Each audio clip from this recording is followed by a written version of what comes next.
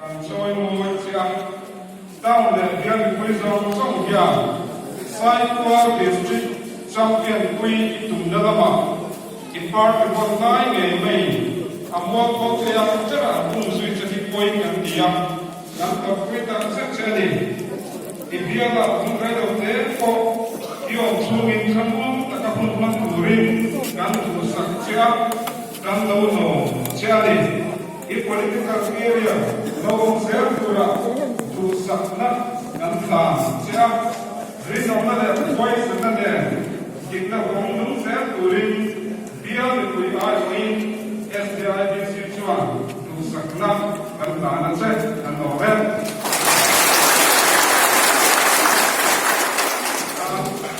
ama no koi la tu pe ta tu han report le pakun That's it. This is the NGO 5 of